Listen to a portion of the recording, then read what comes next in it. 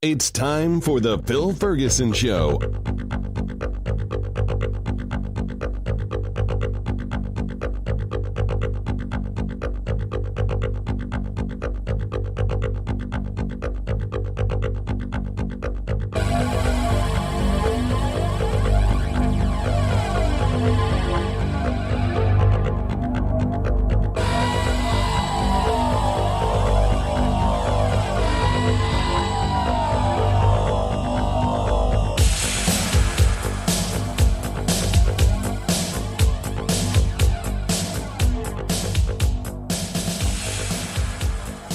Hello, everybody. This is Phil Ferguson, and you are listening to the cleverly titled The Phil Ferguson Show. It is early November, and I am in my home studio looking out the window at beautiful white snow falling here outside of Chicago. So we have that to look forward to. I do find as I get a little older, I like cold less and less each year. So my wife and I, at least at this point in time, are doing perhaps just a thought experiment. We're just having a little fun pondering if we were to move somewhere else in the United States, assuming you could go anywhere, where would you go? Where would I go? I don't know yet. And we had a little trip these last couple of weeks, so I haven't had a full new show for a while. So yay, I'm glad to be back and doing this, and I have some shit to rant about, but I'll get to that in a minute. We went to the CFI, Center for Inquiries conference called CSI Con in Las Vegas. I think it's the next best thing to the old-fashioned TAM. And, of course, they had bigger numbers than the last couple of years, so it's growing. I am very excited about that. A very fun, entertaining event. The hotel was nice. It was a little off the strip, which was a bit of a buzzkill for me because it's so nice to be on the strip, but it was only one long block away, so it wasn't so far. Had a great time, met so many wonderful people, met new friends, met existing friends. I don't want to say your old friends, but friends that I've known for a while. Met several speakers, heard great speakers, and I've got some ideas of people that I want to talk to in future episodes, and I'll let you know once I can get someone to agree, and we'll schedule them and we'll have them talk, and I think you'll really enjoy that. So a great time had by all, and I think my wife played the Brittany slot machine and lost $4 in just a few minutes. Yay, that was great fun. It's weird, I don't mind paying for a show, but gambling just irritates me because it doesn't entertain me. So I could see how someone might be addicted if they find it entertaining and captivating. I do not. So it's very easy for me to not gamble. Maybe I should try something like poker because I might convince myself that I'm better than I am. Because as a human, we tend to do that often. Other fun things, we went and saw a couple of shows. We saw Absinthe, which I didn't really know what I was getting into. It's kind of small acts in a very small place. It's kind of meant to look like a circus tent with a host, if I dare call him that, and a co-host that are profane and obscene and raunchy. And it was quite fun, but even I have my limits, and sometimes I think they went a little too far in who they were making fun of. I know other people in the audience were definitely uncomfortable, which was kind of funny. And I don't know how I feel about that. Maybe I'm going to feel a little bit bad about laughing at their suffering. But a good show overall, but make sure you understand what you're getting into. A very adult show. Also, finally, after years, I wanted to see Cirque du Soleil's Love in the Mirage Casino for the Beatles. Beatles Love, Cirque du Soleil. Absolutely adored it. My wife and I were in disagreement whether this was the best or just one of the best Cirque du Soleils, and I was leaning towards it being one of the best. And someone asked me if it was partly because of the memories and the romance that I apply to Beatles music. Well, the funny thing is, as a kid growing up, I actually didn't know who the Beatles were at all. I grew up in a house that really had no music. and only started to listen to pop mainstream radio maybe my junior or senior year of high school. Until then, never listened to the radio. My mom had talk radio on all the time, and if my dad listened to music, it was like country and western from the 40s or marches, and maybe some big band. I had no idea about anything about music, and definitely not something before the early 80s. All the stuff in the 70s and 60s and the 50s, I learned all that later. So it's kind of a weird thing. So I don't have that youth growing up or in teens and early years or high school. I knew nothing about the Beatles. And I find that I've become more and more of a fan of their music as I age. And I particularly like the later works, the ones that are more, involved, detailed, complex, almost psychotropic. I really, really like that. And because I love the music, you would think it would help me enjoy the show, and it probably did. So I'm not sure how much of that. But a few years ago, my wife and I saw the Cirque du Soleil version of the Michael Jackson music. Not a big fan. I mean, I love Michael Jackson music. That I did grow up to, at least in high school and college. Still a huge Michael Jackson fan, and was distraught when he passed away. Same thing with Prince and a few others. But I really wanted to love that Cirque du Soleil show. Didn't do it for me. Just kind of felt like dancing in a few circus acts, shamelessly done on top of Michael Jackson music. It wasn't really integrated or interweaved. But the Cirque du Soleil Love show, I enjoyed immensely. Wonderful. I highly recommend it. So, all those things happened in Vegas. After that, of course, we had a 2-week gap before the next conference, which was the Freedom from Religion Conference, just a short drive away from Vegas to San Francisco. I know it's much farther, but we decided to take a West Coast trip because I had never been in the states of Washington or Oregon. So we got a plane to Seattle, rented a car, and over 2 weeks drove down the coast. And I'm trying to tie this back into my earlier comments about where to live. And I can tell you that Seattle and Portland and a few other cities in that area, Northern California, I loved it. Absolutely adored the culture, the way people think, the liberalism. I know, big surprise if you're a regular listener to my show, the concern for others. That feel kind of felt like Champaign-Urbana to me, where I loved being in a college town. But there were some things that are probably deal breakers. It rained, and it rained a lot. Now, when I say rain, it's a funny thing. And maybe if you live in Seattle, or if you lived in Seattle in some past, maybe you had a different impression. Maybe I need to go in the summer. Maybe I'll just stay there in the summer or visit in the summer. But we would ask people, when does it stop raining? And they would joke around. I think they're joking around. And they'd say things like May or June. And I was like, you have like 6 months of rain every day? And they go, it's not really rain. It's just a gentle mist off and on all day long. And in the Midwest, we often will get rain for a couple of hours, and then it goes away, and everything's wet and rinsed off and cleaned off, but then you get sunshine again. They didn't seem to think that was a common way of how it works in particularly Seattle and Portland. The other thing that I did notice, I'm very sensitive to smells. Often this causes me problems because I can smell things that maybe other people can't. I could smell the funk. I could smell the mold and the fungus kind of stuff because everything is always wet. And we travel with some merino wool clothes, like shirts, because you can wash them in the sink with a teeny bit of detergent or shampoo or something and hang them up to dry. And when we were in Vegas, go, of course, 9% humidity, we could hang them up to dry. And a few hours later, they're dry. So they're easily ready overnight for the next day. In Seattle, not so much.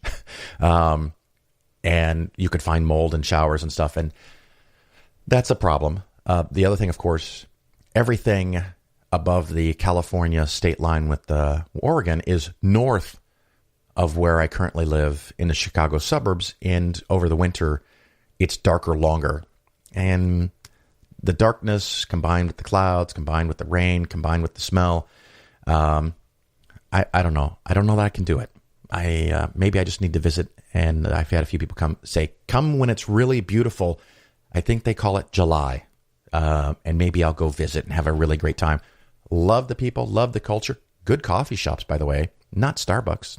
No, say no to Starbucks, but everything else, wonderful places, wonderful food. There was a market in Seattle that was a joy of eclectic everything that you could visit and shop and find fun and neat and interesting things. So really enjoyed it. Went to the Space Needle.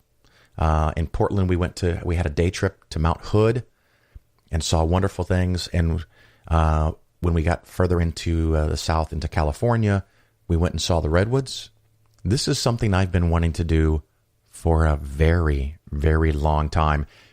And if I can dare borrow this language back, it was a spiritual experience for me. I took pictures of these trees. I tried to do like panoramics. I think the closest thing that I got is at one point my wife was able to get far enough back from one really big redwood to take my picture. And, I'm an inch tall and the tree fills up the other 10 inches of the photo for some kind of standard photo or on your screen. I'm just a small fraction down at the bottom. And that was maybe 20 or 25% of the tree so that you could get a sense of the scale. And of course, my arms out wide are nowhere near close to wide enough for the base of this tree.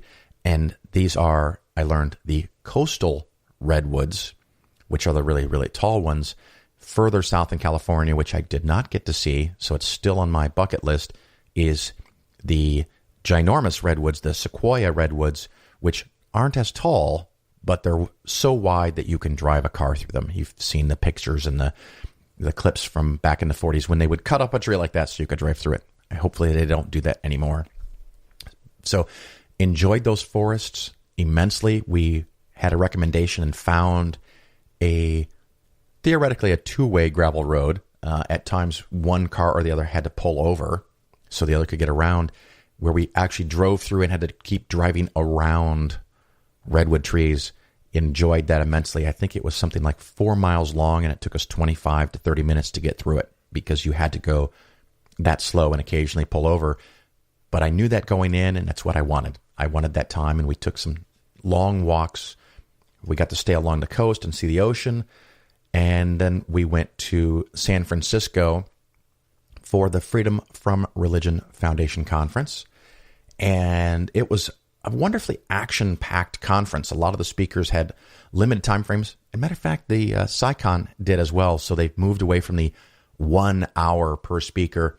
One thing I would have liked for both conferences is some more planned time in the middle of the day where you can do meet and greet. The FFRF, in particular, once the events were over for the night, everyone went to bed. If you've never been, the FFRF conference, like the American Humanist Conference, tends to have a higher average age. Nothing wrong with that, but they tend to want to go back to their hotel room and go to sleep. Also, staying in a place like San Francisco, there were a lot of people from the West, from California, Southern California, Central California, that would drive several hours, or like 2 or 3 miles away, drive several hours to get to the conference. And when the formalities wrapped up, they drove home or back to their apartment. And we met someone that lived in a building across the street. And of course, I was like, this guy should be a client if he can afford a place in the heart of San Francisco in the financial district. We looked at on Zillow at some cute little houses, starter houses around San Francisco, and it's pretty easy to get to $2 million on a starter house. So I probably won't be moving to the heart of San Francisco, even though their weather is much better in my mind than Portland and Seattle. A few people did tell me that if I get on the other side of the mountain ranges, that it's much drier, much more sun, less rain, which would be very cool. I may have to check that out. Of course, in the winter, if it's still extremely far north, it's going to be dark for months on end. And in the summer, a lot of light. So maybe I'll just have to check that out and see how that feels. But the one thing I did note, I guess two things pop into my head. I feel like the Spanish Inquisition. The two things that did really bother me. And the first one is petty. So I'm just going to get that out of the way. Pot. What the fuck, people? I mean, I am all for legalizing marijuana and allowing you to smoke it at your leisure. But apparently, the average pot smoker does not know, cannot sense, cannot smell the fact that they smell like pot. I have a very serious dislike for tobacco smoke smell and a stronger, dare I say, repulsive reaction to marijuana smell. Now, I've been told that there are strains of marijuana that don't smell. I support that as a concept. And maybe when those people walk by me, I don't smell them, so I don't notice it. But all three states now have, I think, legal marijuana, or at least it appears like it, because everyone, well, not everyone, a lot of people smelled like marijuana. So we just walking down the street, I feel like I almost get a contact high because someone walks by and smells so awful, so incredible. And you have to ask yourself, how can you not recognize that you smell like that? It repulses me. It nauseates me. And 20, 30 seconds later, the smell finally goes away because they're half a block away or further. Another person walks by. So it was this constant barrage of pot smell. And maybe that goes away if you're in a more of a community setting and not downtown where everything's so tight and there's just so many people walking around. Also found it interesting, San Francisco on Saturday and Sunday, at least the financial district, the very heart of San Francisco, on the weekend, especially in the afternoon and the evening, it's a fucking ghost town. There's nobody there. And shops closed. There was a McDonald's closed for the weekend. Are you freaking kidding me? I mean, there's nobody there.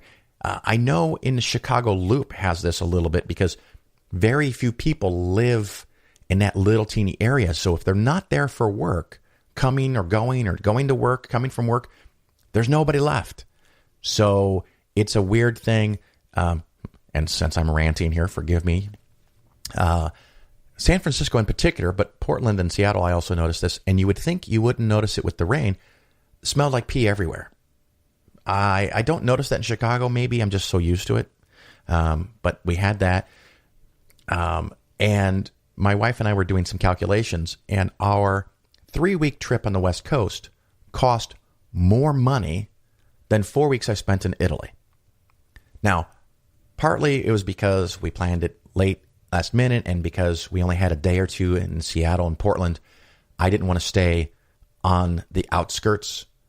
And also we had to rent a car for 9 days, so that adds money. But it was kind of interesting to think, wow, I can take a 3-week trip in the United States and spend more money than a 4-week trip, including the airfare to and from to Italy. So that was kind of interesting. The other thing I noticed, and I'm going to check myself here and take a little pause because I think it's a much more serious thing. The number of homeless in these cities blew my mind. And maybe I'm not in Chicago at the right time or the right place to notice it. Maybe in Chicago, the thing that I don't like, the cold, is so severe that homeless people don't live in Chicago or don't survive in Chicago. I don't know which it is, or they're more compelled to find a place to stay, so they're not on the street. So I don't see them, and maybe I'm just privileged in my bubble, and I don't recognize that they're there. Where in Seattle and Portland, other cities, Eureka, California, not so much, it's a very small town. We stopped there. But San Francisco, where it never really gets cold, there's a lot of homeless people, sometimes multiple homeless people in a given block. One of the cities we were in had a camp set up in some old parking lot, and there must have been 30 or 40 tents. It's like a little tent city. Maybe 100 people living there in tents, sharing tents. And I don't know. I don't know what I think of my reaction. I'm very conflicted because I want to help. but I don't know how to help. And maybe you know somebody that is in charge or can speak about this from an expert level that runs an organization or volunteers for one. Set me up with them and maybe we can raise some money. I don't know if money's even the problem. I don't know if they're homeless because they have a mental disorder, if they can't get work, or if they want to be. Maybe they enjoy it. I can see that being possible. I don't think I would enjoy that, but I'm different. I mean, not everybody likes the same things. So it's a very frustrating thing for me to experience and to see, and it's very heartbreaking given the growing mood that I've talked about in the country before of I've got mine, fuck you. There are people that are making ludicrous amounts of wealth and they're fighting for reduction in their taxes when maybe they should be paying more taxes so that we could find a way to help people that need help. And maybe some people don't want to work. I get that. Maybe some people cheat the system. I get that. But we have to be better than that. We have to assume and maybe put in some checks and balances here and there along the way. I'm not going to say just throw money around, but there's people that genuinely need help. And that I found that very disturbing. So I'd love to hear your thoughts. Hopefully I'm not a complete heel on this topic, but it really bothered me. And I don't know. I mean, I can't just walk up to a random person on the street and help them, especially when I'm only there for a day or two. So that just some thoughts about that. So enough about that. And I've got Investing Skeptically segment coming up, and we've got an interview coming up. So I'm just going to take a quick break and we'll come back with some more, hopefully, more fun stuff.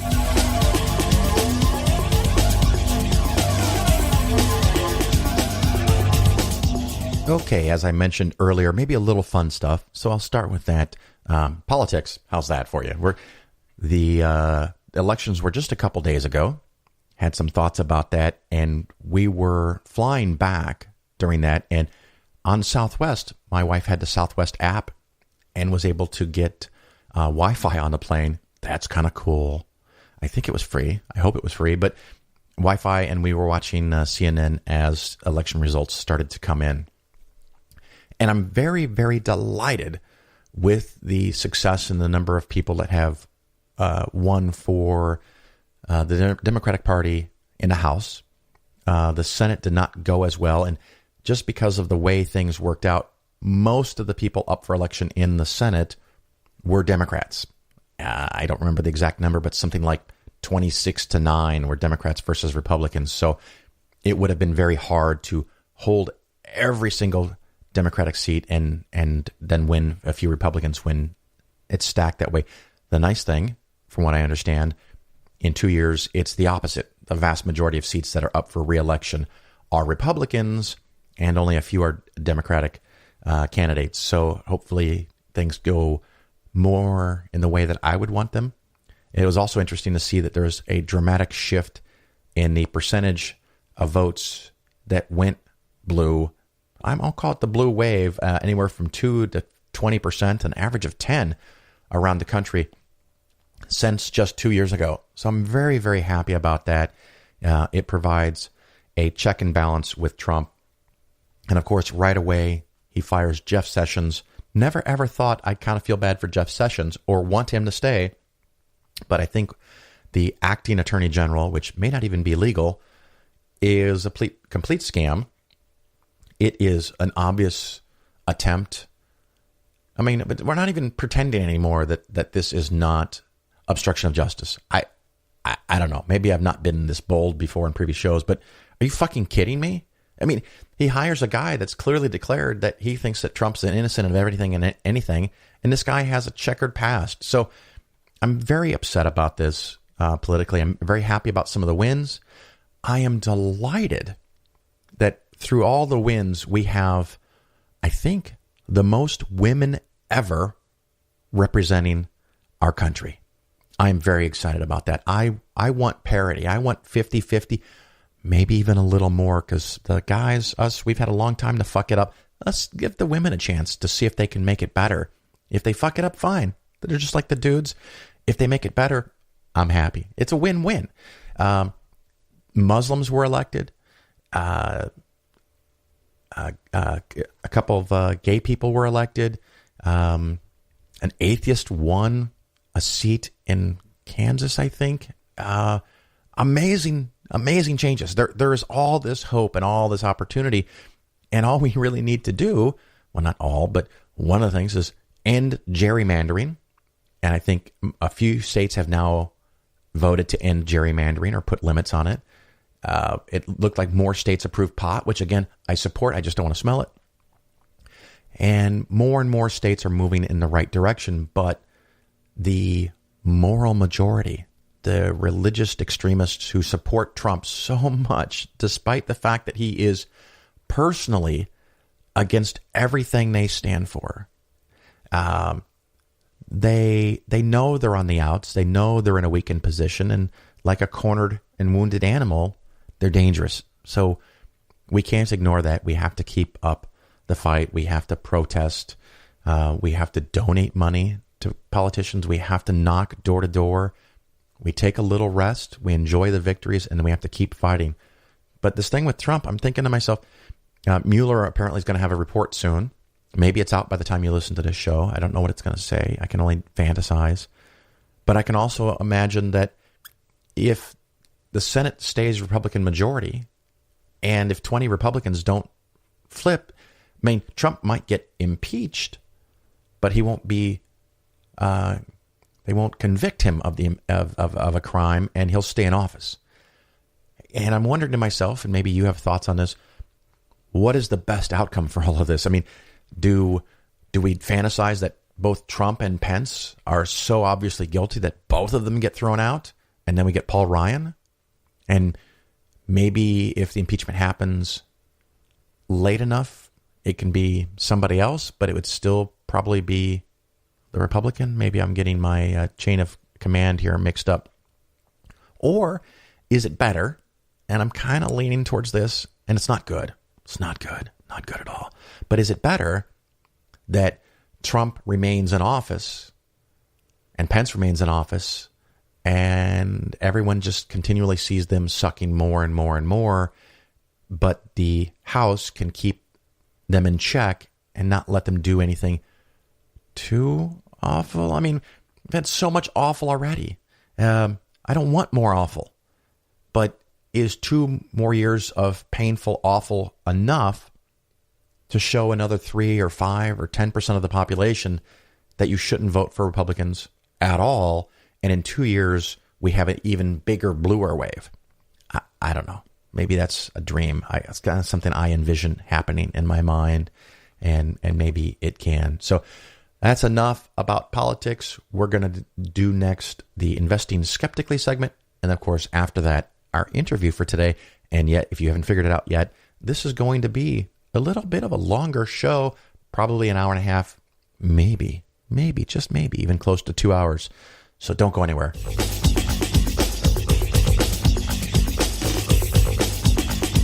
We do not accept that there is a God or gods, personal or in nature, manifesting himself, herself, itself, or themselves in any way. We do not accept the idea of heaven, hell, perdition, purgatory, or any other of the stages reached by escalator going either up or down.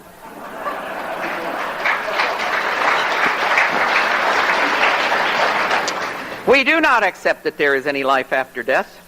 We do not accept miracles. We do not accept the idea of angels, spooks, goblins, gremlins, leprechauns, elves, or souls.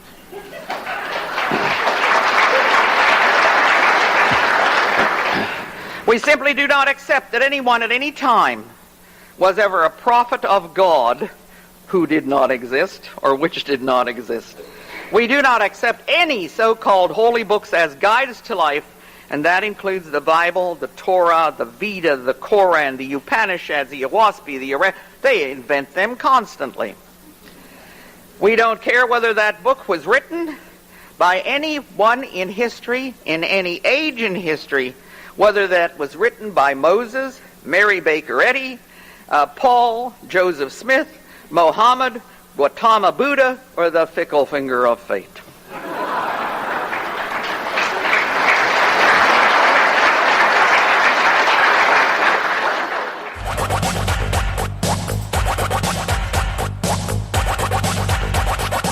All right, everybody, welcome back. This is Phil Ferguson, and of course, you are still listening to the cleverly titled Phil Ferguson Show.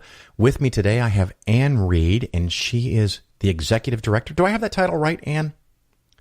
Executive Director? Yes, that's right. Executive Director of NCSE. And first of all, what is NCSE? Can you tell us a little bit about that?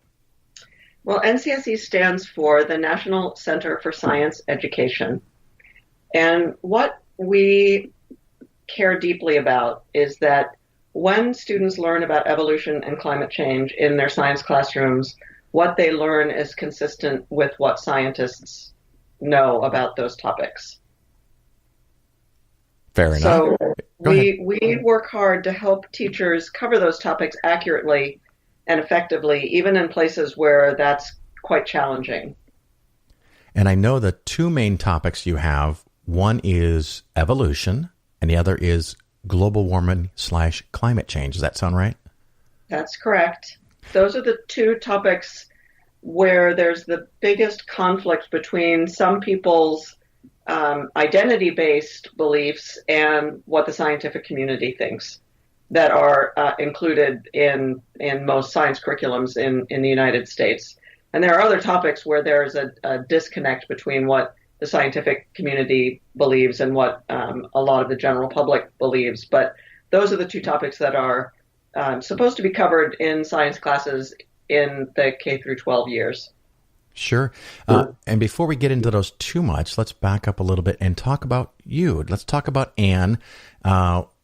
What is your scientific background? Do you have any education in this? Are you even in the position to know what you're talking about? Walk me through that background. Well, I do admit that I have a checkered past. So my undergraduate degree was in environmental science. And I then went to graduate school in international relations. And I got a master's degree in European politics. Nice. Yeah, boy, I tell you, I use that European politics degree every day. But I, in my late 20s, for a series of complicated reasons, I ended up getting a job in a science lab. It was a molecular biology lab. I was transitioning out of international diplomacy, which I was not very well suited to in my 20s. And so I got this job in a lab thinking that I would eventually go to medical school, but I fell in love with doing science. It was, as I said, a molecular biology lab. The researcher was studying transcriptional regulation of genes. And this was long enough ago that you couldn't just hire somebody with a molecular biology background. All of the techniques were pretty new. So she was willing to take me on and teach me how to do things. And so she explained what her research was about, and she taught me how to do a couple of the techniques, and she sent me off to do an experiment, and it didn't turn out the way we expected. And I was totally hooked. I had somehow managed to get all the way through college and graduate school and not realize that the reason we do science is to find out things that we don't know.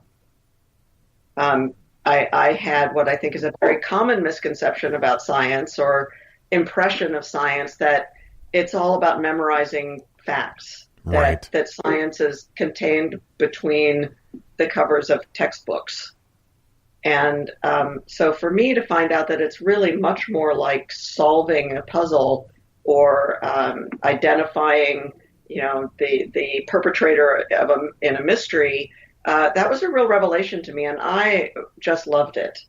And so I never did go back to medical school. Instead, I took those skills that I learned about molecular biology and took them to the Armed Forces Institute of Pathology, which has now been absorbed into the Bethesda Naval Hospital, but it was a specialty institute where doctors from all over the world could send in samples from diseases that they were unsure of the diagnosis, and the specialists at the AFIP would give a diagnosis and would retain that sample. So when I was working there in the 90s, the repository at the AFIP had about 2 million cases in it. And so any disease, any rare disease that you might want to study, there were likely to be dozens of samples of that disease in the archives. And what they hadn't done at that point was figure out how to look at the DNA and RNA, the genetic material in those cases. So I was hired to figure out how to do that. And so I was there for about 20 years, and I spent the last 7 years sequencing the 1918 influenza virus from samples of the virus that were in that repository, samples of the disease that were in the repository. And so that's my scientific background, was working on that project and many others to look at the genetic material in preserved tissues. Well, that's fascinating. Now, so I guess you would agree that at least a big part of science is the process. Like you said, it's not just memorizing information. That's exactly right. And you know what else is really cool about that 1918 flu? There were many, many things that were cool about working on the 1918 flu, but that flu, it's the 100-year anniversary this year of that flu. It happened at a time when we didn't have the capacity in science to sequence or to culture viruses. So there wasn't any way to preserve the virus that caused that flu. And so we didn't have any examples from the time of the intact virus. And they didn't, even really the concept of viruses was still pretty new at that time, although bacteriology was very well advanced, and there were a lot of excellent bacteriological studies of cases of the flu. And in fact, about 90% of the people who died in 1918 didn't die directly from the virus. They died from bacterial infections that took root because the virus had weakened the lining of the lungs. So when we were trying to find the sequence of that virus, we had to do a lot of detective work looking at the scientific studies that had been done back in 1918, the epidemiological studies in particular. Where did the virus start? Where did it spread? Who got it? Who didn't get it? And I developed an enormous amount of respect for the scientists who came before us and the care that they put into trying to figure out what was going on. And it really deepened in me this conviction that science, when you start a scientific project, you don't start from scratch. You jump into a moving stream of evidence that has been gathered over the decades or over the centuries. And that evidence is extremely useful and powerful, and you reject it at your peril. We found, there have been all kinds of crazy theories about where the flu came from and why it killed young people. And what you have to do is really look at the totality of the evidence, not just one piece of evidence that is intriguing to you. It all has to be consistent. When you come up with a theory of what happened, the evidence all has to fit together. And so that made it very challenging. It meant that even after 7 years and determining the entire sequence of the virus, we still couldn't say with any certainty, where did that virus come from? Where did it start? And we still can't tell why it had this very unusual age-related mortality, wherein 25 to 35-year-olds had the highest mortality rate, just completely unprecedented, and it hasn't happened since with flu, that it killed that particular age group. We still don't know why. Well, that is fascinating. And so you have at least some background in biology and chemistry and microbiology and pathology, DNA and all those fancy things. But evolution, right? Did it really happen? Yes. See, that was easy. There's no doubt that evolution is the explanation for the diversity of life on Earth. And would it be fair to say that not only did evolution happen, it's happening? Oh, yes. There's nothing to stop that process. And that's how life works. Sure. And of course, you have encountered some schools, I'm guessing it's mostly high schools when they get to a biology class, where there's pushback against evolution in your experience, and you've been at the NCSE since 14, right? So about 4 years, give or take. Mm-hmm. What's the driving force for the denial of this reality? It's religious. There are people whose religious beliefs lead them to think that evolution is inconsistent with their faith. And so the step one in providing evolution education in a place where many people feel that is to resolve that conflict for people, to have them come to an understanding that accepting evolutionary science does not mean they have to reject their faith. It is not incompatible with a belief in God. Right. And obviously that's outside the scope of most science educators' kind of wheelhouse, that learning how to work with people's cultural identities before teaching them science is not something that most science teachers get any particular training in. And so as an organization that is dedicated to helping them do so, that's part of what we focus on, is how can we reach teachers who are responsible for teaching evolution in deeply religious communities? How can we help them gain the confidence and the expertise and the skills that they need to teach this topic in a way that helps students overcome that fundamental misconception? Absolutely. And of course, on your board of directors, many of my listeners will know this name. The current president of the board is Ken Miller. That's right. And if I understand correctly, he's a religious gentleman. Mm-hmm. And his religion doesn't have any conflict with evolution whatsoever. Does that sound right? That's right. He's Catholic. Excellent. So you go into these schools. Now, do you show up in the schools? Do you provide materials for the teachers? Do you create arguing points for kids to go attack the teacher? What's the normal process here? Well, we have, in the last couple of years, we've developed a program that we call the Teacher Ambassador Program. And we use an application process to identify science teachers who are already confident about teaching evolution. We have a parallel program with climate change, but we'll stick with the evolution one for now.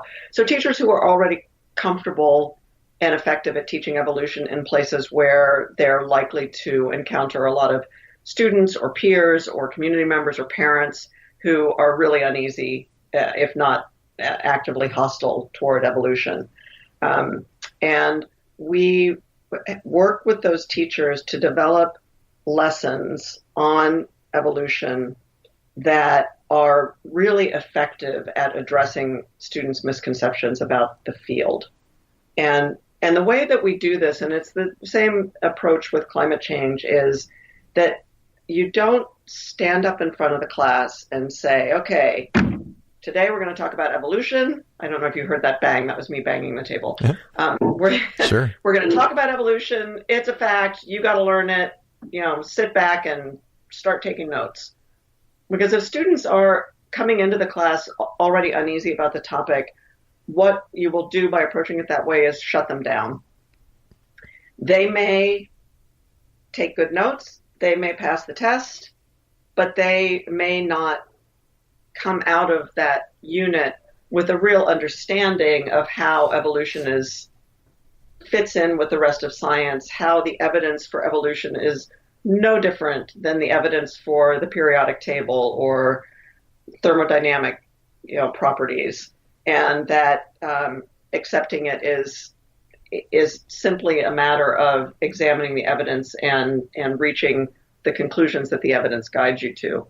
So instead, we encourage teachers to use the best pedagogical approach to teaching science, which is to have the students approach the topic as if they were scientists themselves.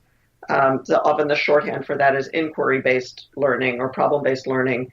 So you might give students a series of anatomical specimens. You might give them a set of gene sequences to compare. You might give them a comparison of the fossils found at different levels and different places so that they can start to see for themselves, to construct for themselves the evidence for evolution, that the sequence for a particular protein is more similar between, say, a cat and a dog than between either of those and a fish. And they can start to see how the DNA differs according to how closely related different organisms are. So the point being that it's not taught by authority. It's taught by having the students engage with the evidence. And we find that when it's taught that way, especially if, in the case of evolution in particular, if you start with some activities that really get at how science works, get at the nature of science, then when you start introducing evidence that the very strong evidence for evolution that comes from lots of different lines of science, then students are already in the mode of this is what counts as scientific evidence, and this is how you evaluate how strong it is, and this is how you draw conclusions from it. So that by the time you put all of the pieces together of the adaptation of species to their environment and natural selection over time and genetic drift, and you put all that together and you say, that's evolution, then they have a very strong sense of what we mean by that, which is probably completely different from what they thought evolution meant when they walked into the classroom. Yeah, I do find a lot of that where they have, simple-minded notions of science, and particularly evolution.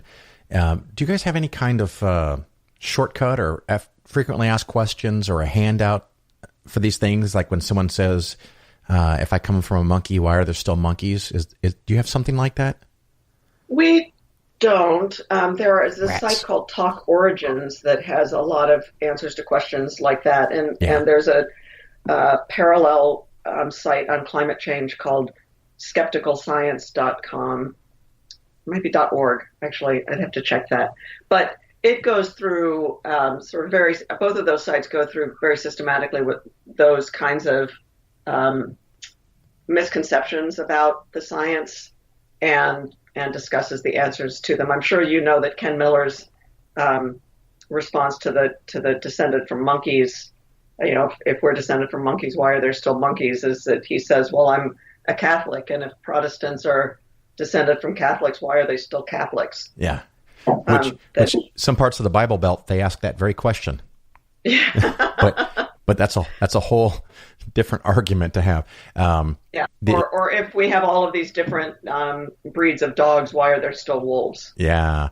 And I think people immediately get it when you put it like that. The overly simplistic example I've done a few times when the first time someone asked me that question, I assumed that this was like an urban legend thing and it didn't actually exist. So I assumed they were joking with me, and I laughed quite heartily in their face without realizing they were serious.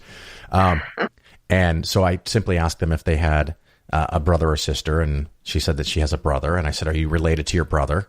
And she said, yes. And I said, is your brother doing okay? Is he alive? And she said, yes. And I go, how can your brother be alive if you're related to him? And she said, that's the stupidest thing I've ever heard anyone say. And I go, that's what you just said about evolution. If we're related to monkeys, how can there still be monkeys? If you're related to your brother, how can you still be alive? How can you still have a brother? We're related to. We didn't come from monkeys. It's not like one day a monkey shit out a human baby and poof, that's not how evolution works. So I'm delighted to hear that you're going over the basics of what is science, what is evidence, what is data, how do we evaluate it? Because I think there's a lot of adults that could use that assistance. Well, and I think we try to temper what we do with huge doses of empathy. That people who reject evolution are not, on average, stupider or less educated than people who do accept evolution. They're coming to the topic from a different point of view. And they're misinformed, perhaps. Well, I guess what I'd say is misconceptions about evolution are very widespread, and it's not only religious people who have misconceptions about evolution. For example, if you read an article about evolution in the popular press, you will very, very frequently come across a sentence like, polar bears are white because they need to be camouflaged. So like there's a purpose in it. Yeah, evolution doesn't happen because the organism needs it. Yeah. The such and such an insect evolved this characteristic so that it would have a local food source. So this sort of kind of teleological argument that evolution happens in response to a need. And if you think that way, that misconception actually may lead you to think that intelligent design is maybe more plausible, that something is sort of guiding this process towards a good outcome for the species. Sure. Rather than what we see out there are the characteristics that allowed more babies to survive and grow up. Fair enough. Now, you guys are still doing action alerts? We do, but so I guess maybe I'll put that question in a little bit of context. The National Center for Science Education began back in the early 1980s in response to some pretty widespread and coordinated efforts to either prevent evolution from being taught or to, and I'm doing air quotes here, balance the teaching of evolution with other theories. And those other theories, irony alert, evolved over time. Yes, I love it. From creationism to creation science, and then finally to intelligent design. Each of those efforts to suggest that there were other scientifically credible explanations for the diversity of life was challenged in court and was found to be unconstitutional to teach in public schools because they're fundamentally religious in nature. So NCSE was very involved in those battles, very involved in the lawsuits that came out of those, with the final one being Kitzmiller versus Dover in Pennsylvania in the late 2000s. In fact, I believe Ken Miller was one of the expert witnesses in that trial. He was indeed, and of course, there's good books and good documentaries about that. Yeah, and it was again, it all goes back to what is science. And the judge in the Kitzmiller v. Dover case, and people who go into law don't necessarily have any scientific background at all. They may not have taken a single science course since high school. But Judge Jones really got it. And he really understood the nature of the case, which is evolution is a scientific theory with an enormous amount of evidence behind it, and intelligent design is not science. Yeah. It's a belief system, and that's okay if you want to have a belief system, but it's not science, so it's not appropriate for the science classroom. I highly recommend to the listeners looking up that ruling, and it's got a whole bunch of pages, but it's a lot of white space, and it's double spaced and everything. It's an easy read because it was written so wonderfully well and so profound. And I actually had an opportunity. I did get to meet the judge in that case. Very nice guy.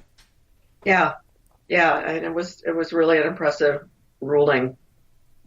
Well, what we found after that is that even though the legal situation is clear, there are still lots and lots of teachers failing to cover evolution adequately.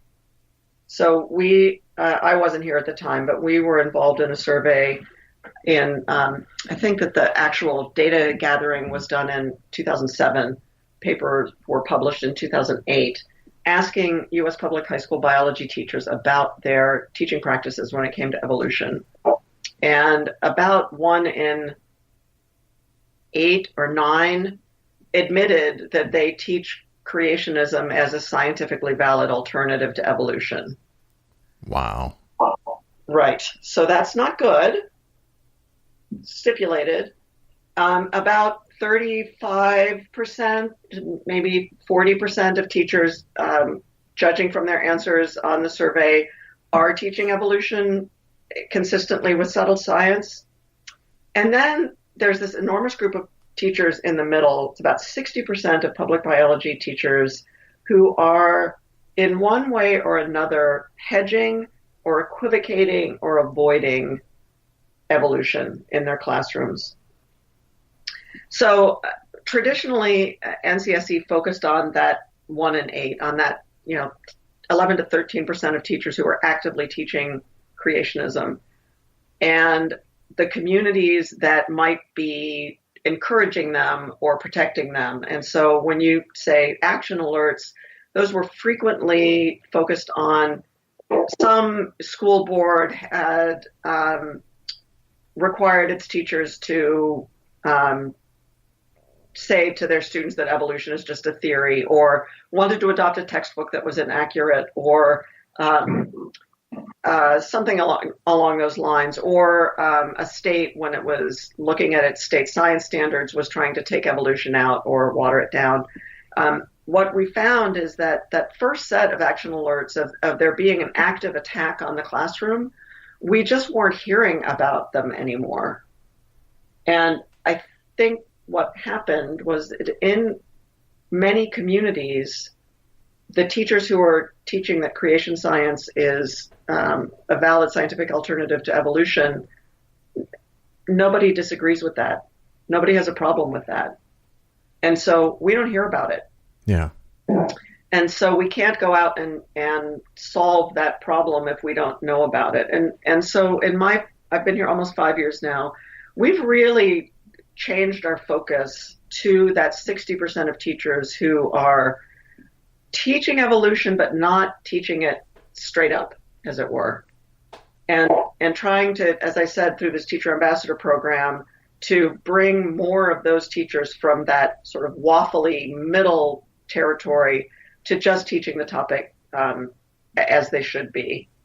And so that isn't an action alert kind of program. That's a long-term grassroots, one teacher and her local peers or his local peers at a time, to try to improve the state of evolution teaching in the country, as opposed to trying to, play whack-a-mole with people who are trying to shut the teaching of evolution down. Now, we still do react when there are direct attacks on the integrity of the science classroom. You mentioned Arizona, that they are currently in the process of revising their science standards, and the leader of the Board of Education has created a separate committee for the evolution standards and has put a creationist on that committee.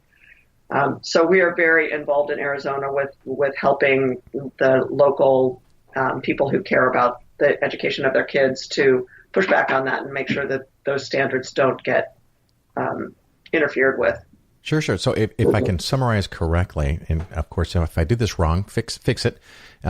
You'll still fight where the fight is necessary, but the bulk of the effort is supporting the 50 to 60% that maybe are a little squishy, a little indifferent or concerned, or just aren't fully educated, don't know what to say, helping them move towards teaching better science. That's exactly right. Yeah, excellent. Exactly right. We often talk about like a stoplight. We've got red, yellow, and green, and the red being those teachers who are actively teaching creationism. Those are very hard to reach. Green being teachers who are doing it right, and then yellow, sort of caution sign, the teachers who maybe could be doing it better, could certainly be doing it better. If we can get, even half of those teachers would be a stupendous number of teachers and an enormous number of students. If we could move more of those teachers from the yellow zone to the green zone, we'll make a really huge difference in how many kids get an accurate evolution education. I like it. Now, another thing that you guys have is the Science Booster Clubs. Walk me through that, will you? So we have a lot of anecdotal evidence, and there was some support for this in the survey, for many teachers who are in that yellow zone being there because they're really concerned that their community is hostile to evolution. And in many cases, they are right. But in many cases, we think there's actually more support for teaching evolution in their communities than they might be aware of.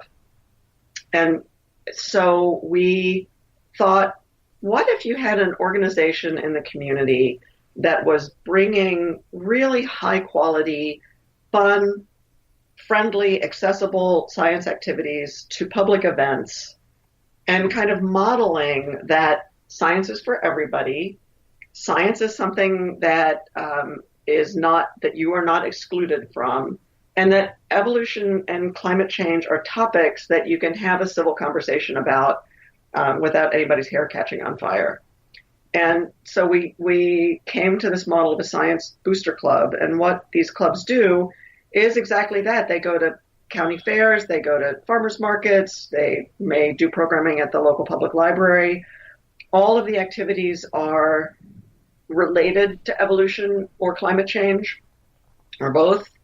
And they're just fun, and they're an opportunity for people to re-engage with their inner scientist, which I believe everybody has. Certainly all kids are just natural scientists. Definitely. So the idea is that if you have a group like that in the community, that aside from the direct benefits to the people who come and participate in the activities, we're hoping that there will be a spillover effect, and that the teachers in the community will feel like they can be assured that if they do teach about evolution, there will be people who have their backs.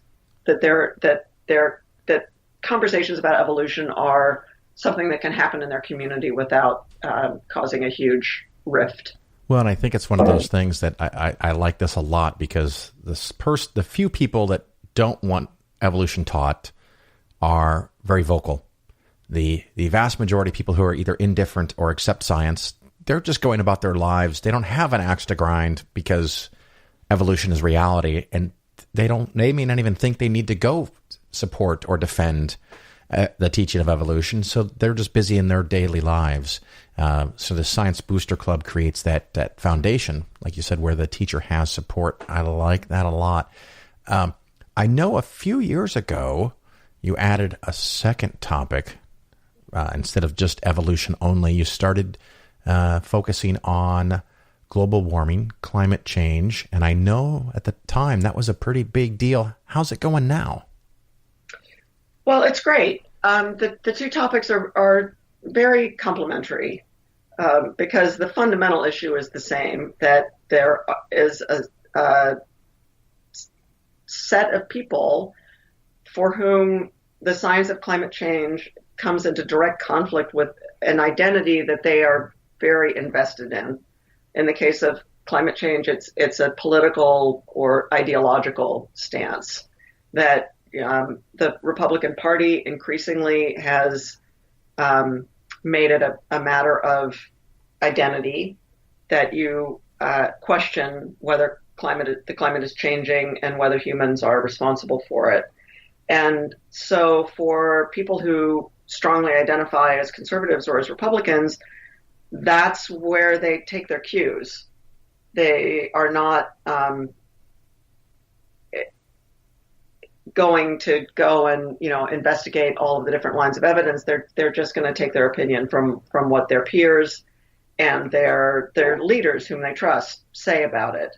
I think you said a little earlier, you said that a lot of people are just going about their daily lives and they're really not thinking about these scientific topics, and that's completely true. In fact, I have a great evolution story about that, if you'll indulge me. Yes, please. I get my coffee from the same coffee shop every day, and I've gotten to know the owner of the shop, and he's a Palestinian. His parents came to the U.S. from Palestine, and he's a lovely guy. And one day he asked me what I did, and I told him, and he said, "Oh, evolution, that's Darwin, right?" And I said, "Yeah." And he said, "Wasn't he proven wrong?" Oh. And I said, "Wow, where did you get that idea?" And he said, "Well, that's what I learned in high school." So we talked about it a little more, and he didn't have his heels dug in about it at all. He just that was literally the only thing that he thought of when he thought of evolution. He thought Darwin, and he thought proven wrong, and he'd never had reason to think about it again. So I think there are an enormous number of people out there like that, and perhaps even more with climate change, which is a recent enough consensus in the scientific community. I mean, it does date back to the mid-90s now, so it's not like yesterday, but certainly the consensus has emerged since most adults got out of high school. And so they never learned about it in school. They don't have any reason to, or time to dig into the science. So in that case, we find with our booster clubs, when we do climate change activities, we very rarely have someone come up who is, sort of a table pounding, "This is a hoax. What are you doing talking about this in public?" But we have a lot of people who say, "Gosh, I don't know what to think. I hear, that there are two sides. I hear some scientists think it's happening and some don't." And they're very receptive or even enthusiastic about having an opportunity to learn about the science for themselves. Well, I know I found a lot of people, especially on these two topics, that, if they're, let's just say 45 years old, the last time they thought about science in any kind of rigorous way, and even then was in doubt, was when they were 15. So, right. That's 30 years ago. And when I went to high school, I think the only requirement was maybe 1 year of science. Is that possible? It boggles my mind to think that maybe I'm missing something, and that could be Earth space science, where kids were just befuddled by the fact that the moon went around the Earth.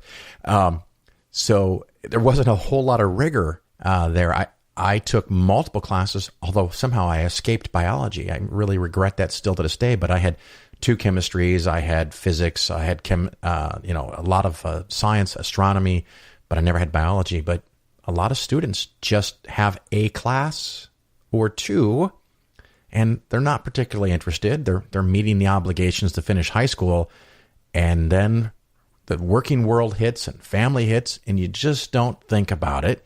And you hear in the news, and some channels more than others, why are we making all these expensive changes if it's not proven? We're just wasting money and hurting our competitiveness in the world for something that may not actually exist.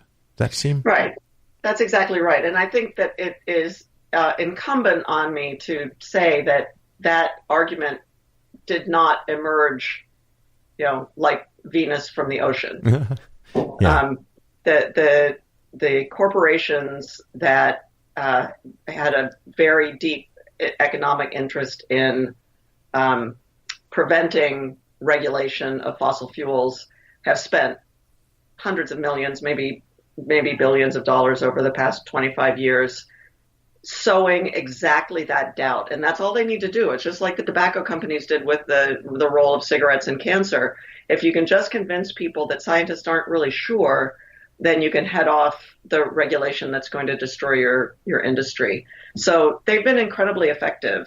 And my evidence for that, for my little corner of the world, is that 3 years ago, we surveyed teachers about their climate change teaching practices, because as you can imagine, from your experience of maybe having an earth science class in school, most schools today don't require an earth studies or environmental studies class in high school. So most students, the last time they encounter earth sciences is in middle school, and often kind of rolled up into a earth science, geology, astronomy, physical sciences kind of course in middle school.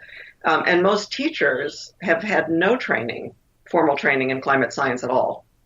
So nevertheless, I'm happy to say that we surveyed middle school science teachers and then high school biology, chemistry, physics, and earth science teachers. And the majority of them are teaching about climate change. So Nice. that's good news. But they have very little grounding in the science, most of them. And many of them have been affected by this campaign to cast doubt on the science. So we asked the question, what percentage of scientists agree that climate is changing and humans are primarily responsible? So the correct answer is basically 100%. But the top bracket that we gave the teachers was 80 to 100%. And would you like to venture a guess as to how many teachers answered that correctly? Oh, I would say that's 15, 20%. No, it's better than that. 40%. Oh, wow. That I am surprised. I figured, a good 80% are going to be in the 40 to 60 range, assuming you went to quintiles.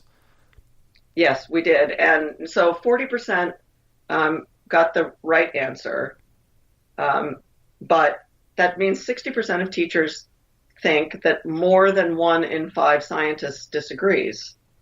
And if that's what you think going in to teach the class, I can completely understand why you would decide to have a debate about it. Yeah. But that's completely inappropriate. That's like having a debate about, are molecules made of atoms, yes or no? That would be a waste of time in the science classroom. You don't debate science that's settled. Yeah, I like the analogies you've been giving me, by the way.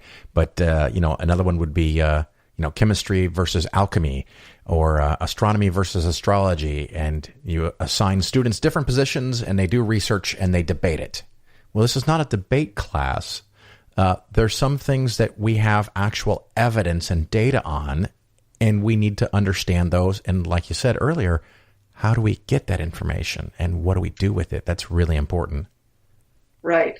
So what we do, we have the same teacher ambassador program for climate change, and those teachers, the 8 teachers who came to our workshop on the topic, worked with some climate communication specialists and some education specialists, people who are real experts in pedagogy, and they developed a set of 5 lessons that allow students to dig into the evidence for climate change and, again, draw their own conclusions. And the lessons are all organized around the most common misconceptions. So if we take as a starting point that the most important misconception that people have about climate change is that the science is unsettled, the way that lesson works is the students are divided into groups.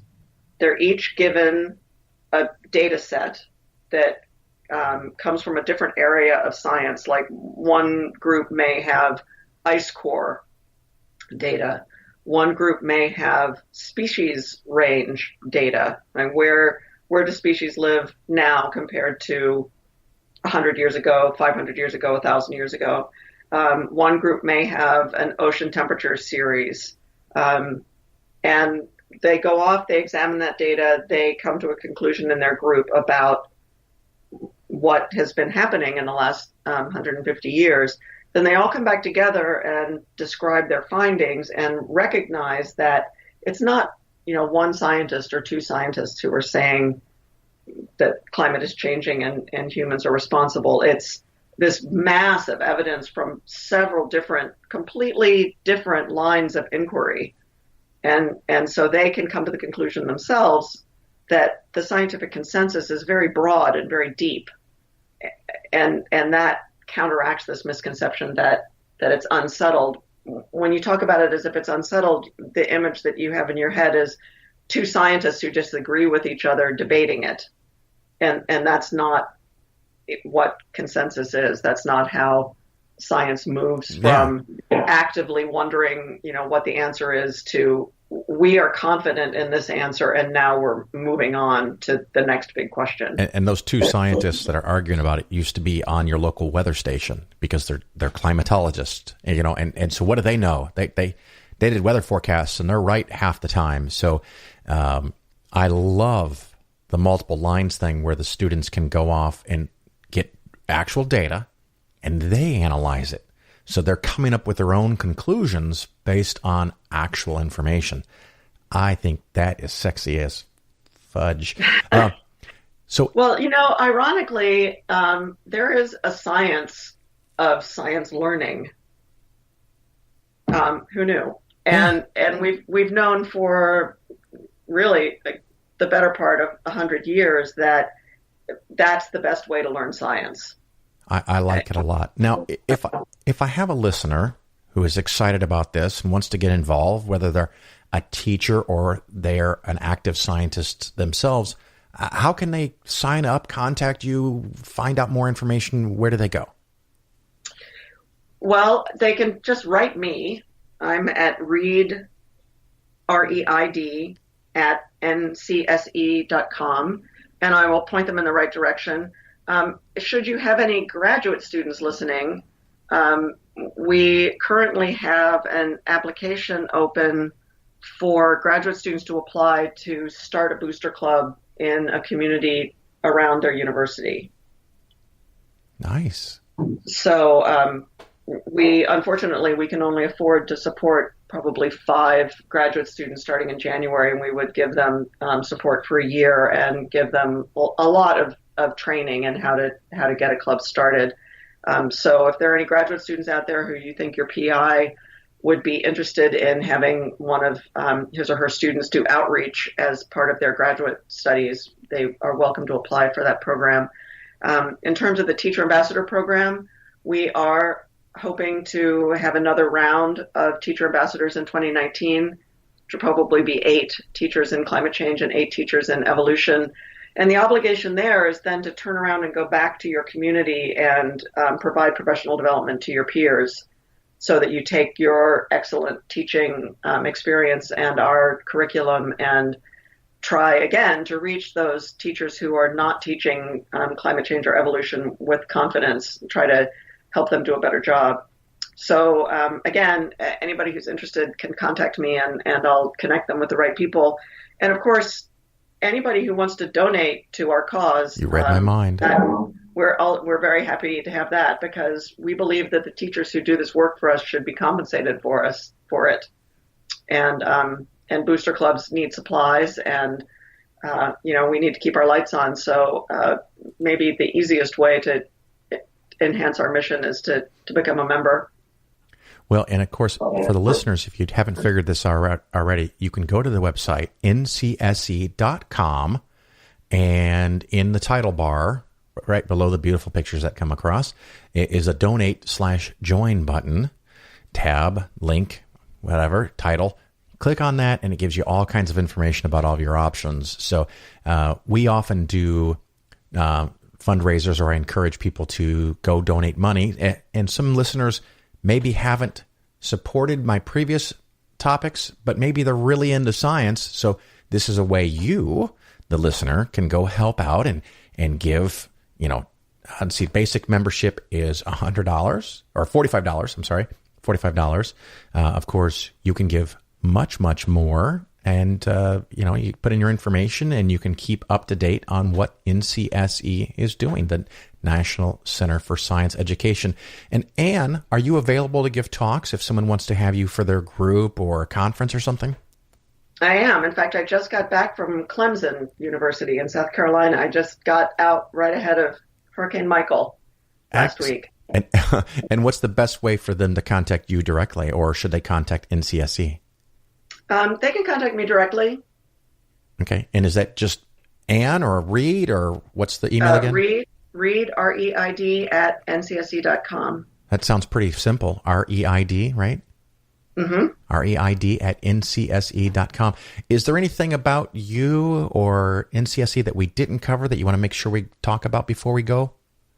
Well, I do want to mention that if there happen to be any science teachers listening, we do have a free network that we call NCSE Teach.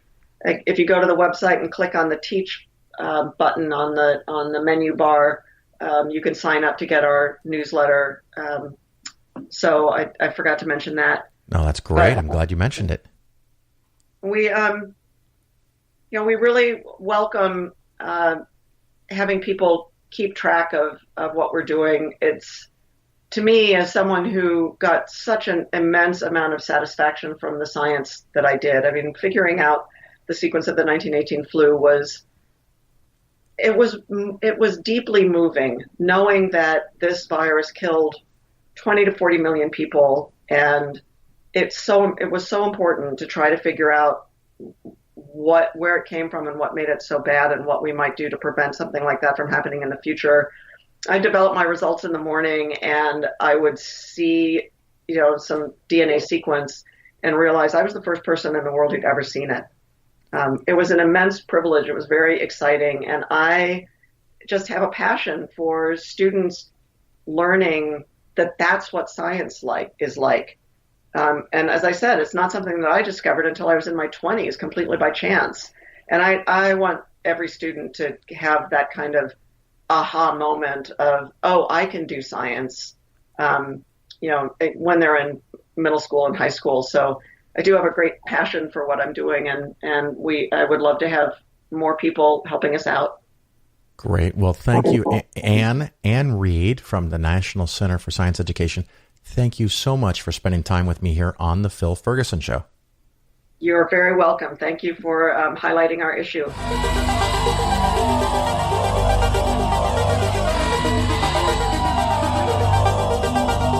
We do not accept that there is now or has ever been a holy person, and that includes everyone from Mother Teresa to Moses to Jesus Christ. We call him JC.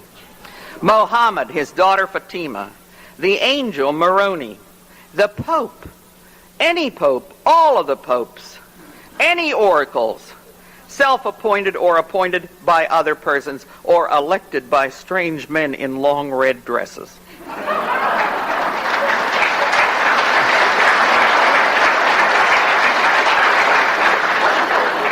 We do not accept that there is any efficacy in prayer. And we don't care whether they're said by your legislator, George Bush, yourself, myself, a priest, a rabbi, a minister, a guru, or even your mama.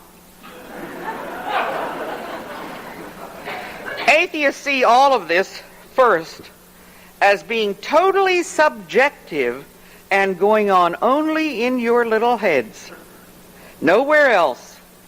And secondly, we see it basically as simply being silly. We don't hate you. We think you're quite odd. But these are all very ancient, outmoded fables, and we no longer need to cling to them in our modern world. The most difficult thing in the world to do is to live in it. Just to get along with other people, to earn a living, to meet our basic needs. And we do not need encumbered by all of these ideas which bring you a sense of guilt, a sense of inadequacy, of impotence.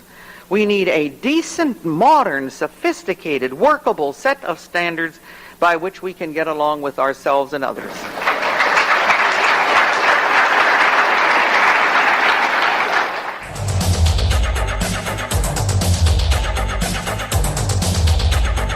You're listening to The Phil Ferguson Show. All right, it's that time where we wrap up.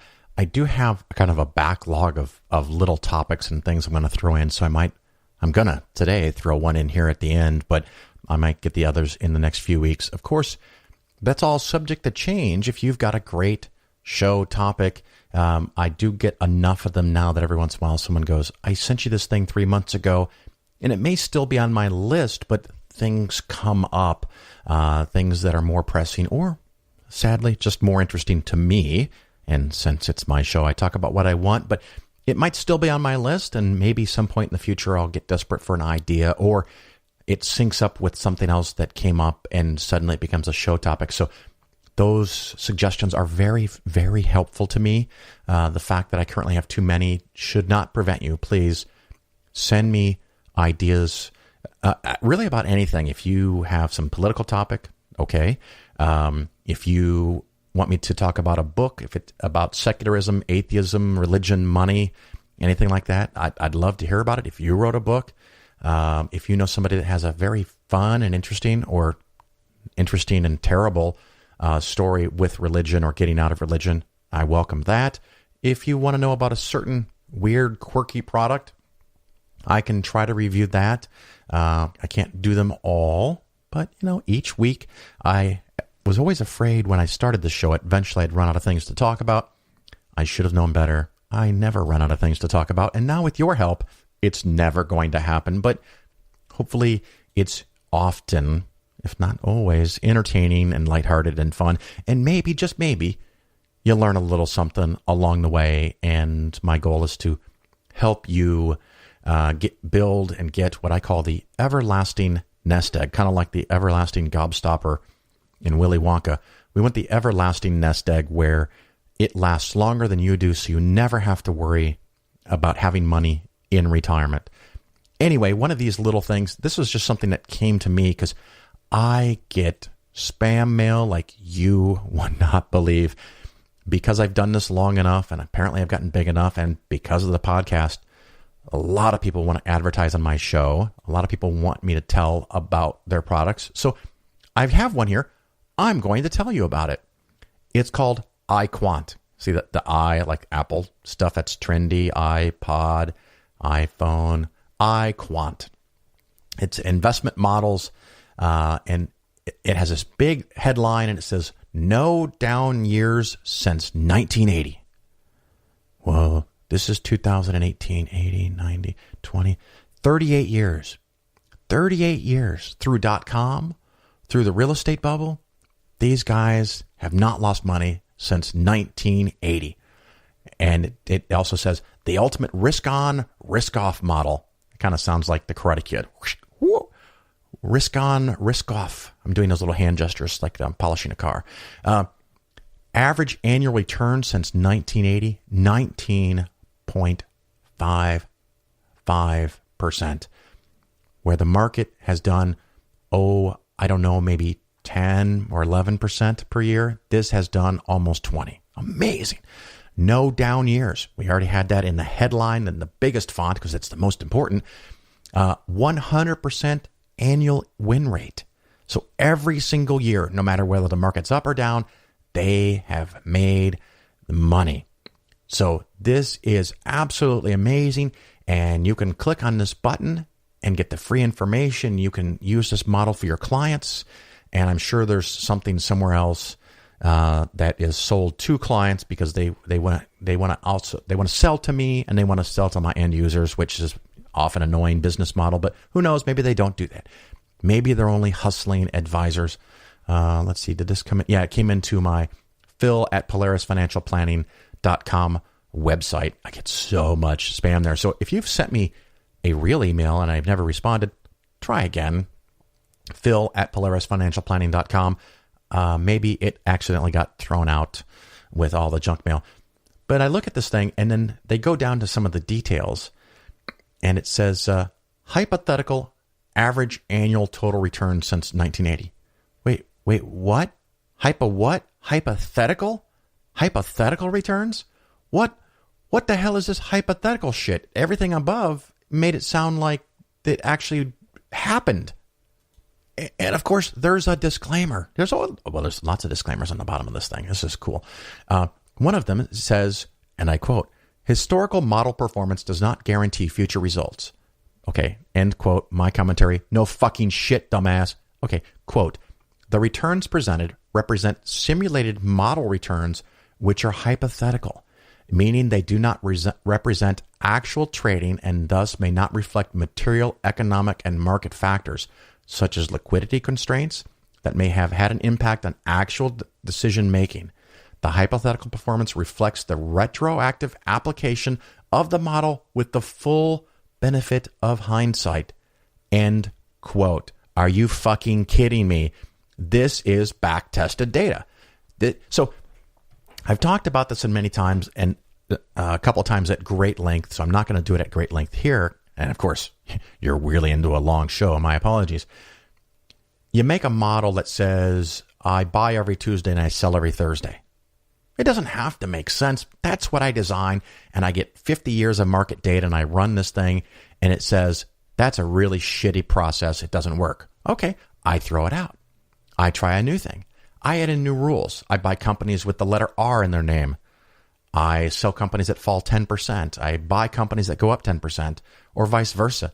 I keep adding rules and parameters, and I make sure that I have a rule that says when .coms get too hot in 2000, I sell them.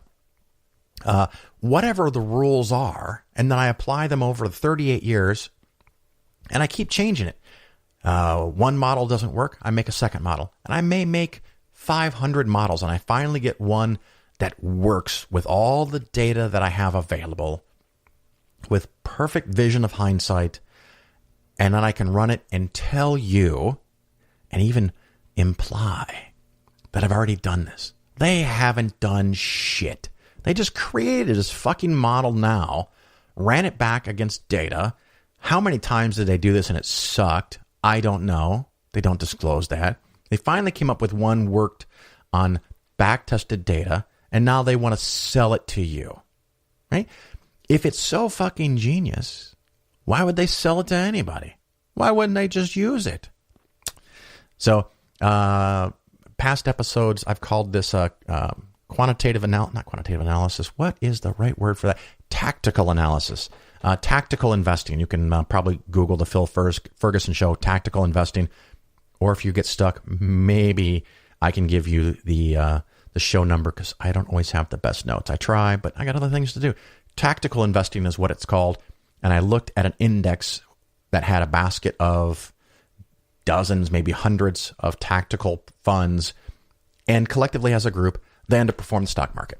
Ta-da! They underperformed the stock market. Each and every one of them, at the time they were launched, had something like this that said they kick ass. But when they actually put it in process and run it, it doesn't fucking work. So don't do tactical investing. Don't buy from these guys. They're poopy faces. There. How about that? What do you think of that? Huh? That'll teach you to send me shit spam mail that I don't want to read. So poof, that's been deleted. Now onto something hopefully much more rewarding, and at least maybe a little rewarding for me. Let's look at the mail, not the mailbag. That mailbag is other stuff. That's emails. This is reviews on iTunes. And since I was away at CSICon and FFRF conference and a little trip on the West Coast, I have a couple of them, thankfully. They're mostly well-written and mercifully short. So we're going to do a bunch of them here real quick. The first one, I think I might have had this on one of the other shows, but it's real short. Informative and interesting topics, very unique subjects. Looking forward to more. Thank you very much. And that was by Paramora Louver 1. I think I did that. Next one, Christian 1991. Love the skepticism and money advice. Save the 2 Bitcoin episodes in my library. Yes, that goes all the way back to December 22nd of 2017. We're not on the 1-year anniversary of that yet. That was where I did 2 shows, 2 bonus shows. It was actually 3 shows released on the same day because I was insane that week. But 2 shows on Bitcoin that far out succeeded any of my other shows. And boy, did I get fucking hate mail. And I said, sell, get the fuck out of Bitcoin and get out now. And I said that 4 days after Bitcoin hit almost, or it actually did hit $20,000. And Bitcoin is now somewhere around 6,000. So you're fucking welcome. The next one is Nathaniel. You know you're getting old. Thanks. A great way to start a review. You know you're getting old when you find podcasts about finances entertaining. Okay, you redeemed yourself. I go on. But if you're young, you should be getting in early on this. Start making good decisions now. Phil is informative, thorough, with dry sarcasm. Okay, fair enough. I continue.